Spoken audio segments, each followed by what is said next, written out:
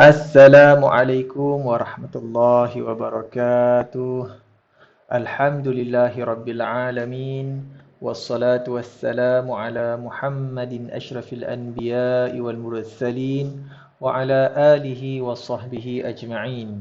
Allahumma aftah alaina hikmataka wanshur alaina min khadhaini rahmatika ya arhamar rahimin. Calon-calon SPM Pendidikan Islam tahun 2020 yang Ustaz kasihi sekalian. Jadi insya-Allah dalam video kali ini Ustaz akan menerangkan teknik menjawab soalan pengajaran. Ya. Jadi soalan pengajaran ini selalunya kebiasaannya akan keluar dalam kertas 2. Okey, kertas 2. Bahagian tilawah dan hadis sahaja. Okey, mungkin soalan dia akan minta pengajaran ayat atau pengajaran hadis. Okey, baik. Dan untuk setiap soalan pengajaran, setiap jawapan yang lengkap, jawapan yang pelajar berikan yang lengkap akan memperoleh 2 markah. Baik, teknik menjawab soalan pengajaran, yang pertama sekali mesti ada pendahuluan. Okey. Yang kedua, mesti ada isi. Dan yang ketiga, mesti ada huraian. Apabila pelajar menjawab ada ketiga-tiga elemen ini, maka layaklah mendapat 2 markah bagi setiap satu jawapan. Okay. Jika kurang salah satu daripada 3 perkara ini, mungkin pelajar akan mendapat 1 markah sahaja. Baik, dan semua jawapan ini, semua jawapan bagi soalan pengajaran, jawapan dalam poin sahaja. Nanti Ustaz akan tunjukkan macam mana jawab yang dimaksudkan dalam jawapan dalam poin ini. Baik, pendahuluan. Pendahuluan kita mestilah, atau kita hendaklah, atau kita wajiblah, atau kita perlulah. Okay. Murid boleh gunakan salah satu daripada pendahuluan yang berikut. Pendahuluan inilah sama ada murid nak gunakan kita mestilah ke, kita hendaklah, atau kita wajiblah, atau kita perlulah. Pilihlah mana-mana satu mengikut keselesaan dan kesesuaian jawapan yang murid berikan. Yang kedua, isi. Okay. Isi mestilah berkaitan dengan ayat atau hadis sahaja. Isi di luar daripada ayat atau hadis tidak akan diterima. Sebagai contoh, ayat Al-Quran yang diberikan mengenai sedekah. Tetapi jawapan pengajaran, murid memberikan pengajaran Qiyamul Lail. Jadi, jawapan yang diberikan itu tidak ada kaitan langsung dengan ayat, maka jawapan ini tertolak. Baik, huraian. Untuk menjawab huraian, selepas pendahuluan, isi, murid perlu menggunakan kata hubung seperti kerana, supaya, agar, untuk, bagi dan lain-lain kata hubung yang bersesuaian. Isi dan huraian mesti ada kaitan. Maksudnya, huraian tersebut akan menghuraikan isi. Bukannya huraian ini dia bawa datang satu isi yang lain. Okey. Baik, so untuk jawab pendahuluan yang baik, untuk menjawab soalan pengajaran yang baik, mesti ada pendahuluan, mesti ada isi dan huraian. 3 elemen ini, 3 perkara ini ada dalam jawapan, barulah murid akan layak mendapat 2 markah. Baik, contoh jawapan. Okey, Ustaz pergi pada contoh jawapan dulu. Kita hendaklah, itu adalah pendahuluan, yang warna merah ni. Okey. Memilih makanan yang halal. Ini adalah isi dia. Okay, isi daripada hadis. Okay, memilih makanan yang halal.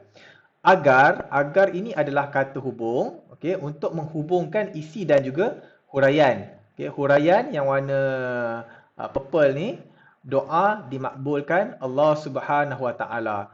Baik, jadi di antara isi dan juga huraian, kita hubungkan dia dengan satu kata hubung, agar, dan huraian tersebut mestilah ada kaitan dengan isi yang kita berikan tadi. Okey, beri jawapan dalam bentuk yang positif sekiranya soalan positif. Okey, maksudnya memilih makanan yang halal ini positif. Agar doa dimakbulkan Allah juga adalah perkara yang positif. Elakkan memberi jawapan yang negatif. Apa yang dimaksudkan jawapan yang negatif? Kita hendaklah memilih makanan yang halal, okey, positif, agar doa kita tidak ditolak oleh Allah Subhanahu Wa Taala. Ini adalah bentuk jawapan yang negatif. Jadi sebenarnya kita tukarlah jawapan ni, jangan kita gunakan perkataan tidak ni. Katakan tidak kepada tidak. Okey. Jawapan yang mana Ustaz berikan tadi, kita hendaklah memilih makanan yang halal agar doa dimakbulkan Allah. Positif, positif. Kedua-dua isi dan huraian positif. Tapi dalam contoh ini, isi dah positif tapi huraian dia yang negatif. Ini yang kita kena elakkan. Okey. Contoh soalan. Terangkan dua pengajaran yang anda perolehi daripada hadis di atas. 4 markah. Bermaksud ada 2 pengajaran. 1 pengajaran akan dapat 2 markah. Bila jawab 2 pengajaran, barulah lengkap akan dapat 4 markah. Teknik yang betul. Okey. Pertama sekali, murid kena tuliskan dahulu kepala soalan. Ini kita panggil kepala soalan. Okey, maksudnya dalam kertas jawapan, tuliskan dahulu 2 pengajaran hadis, titik bertindih, dan kita jawablah jawapan dalam bentuk point. Agar kita hendaklah memilih makanan halal agar doa diterima oleh Allah Subhanahu Wa Taala. Okey. Ada isi, ada pendahuluan, ada isi, ada huraian, layak dapat 2 markah. Yang kedua, kita mestilah memilih makanan berkhasiat agar kesihatan tubuh terjamin. Layak dapat 2 markah, maka kita akan dapat markah penuh 4 markah. Okey, ini yang dimaksudkan dalam bentuk point. Dalam bentuk point. 1, 2. Teknik yang salah ialah, okey, kita tulis 2 pengajaran hadis, titik bertindih.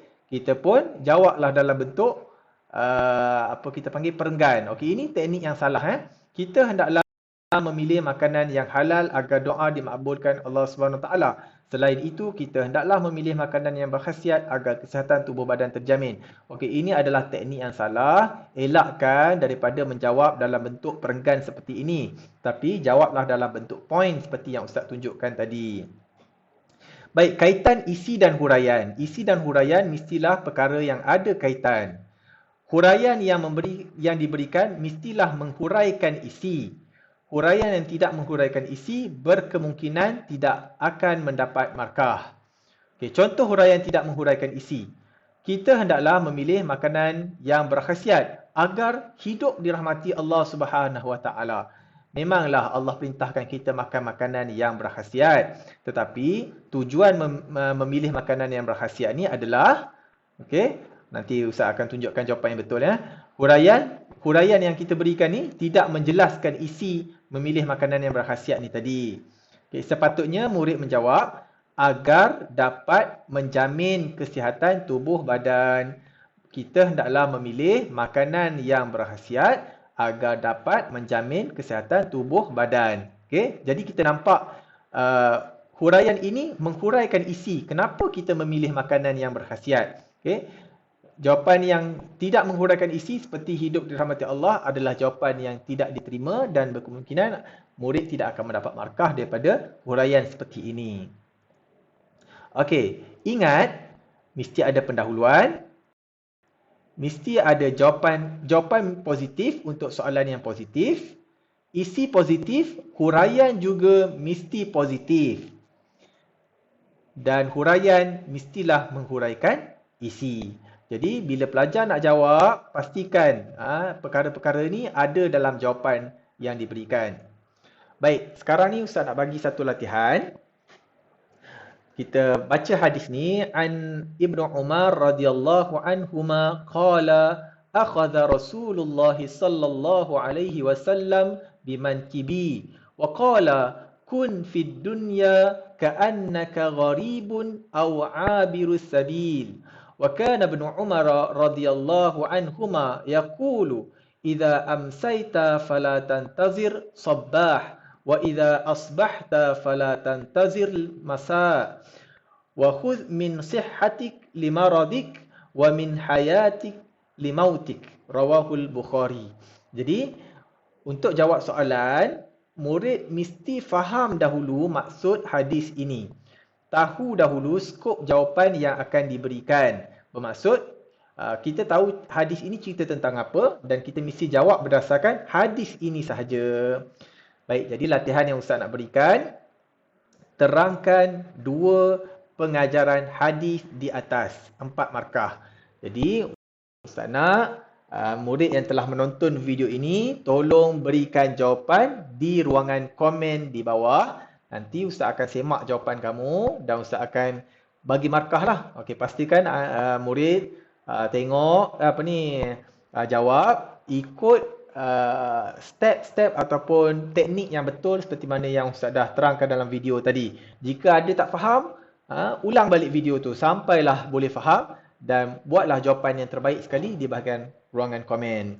Okey, sekian. Terima kasih. Terima kasih kerana telah menonton video ini. Ustaz doakan calon-calon SPM tahun 2020 Pendidikan Islam mendapat 100% A+. Assalamualaikum warahmatullahi wabarakatuh.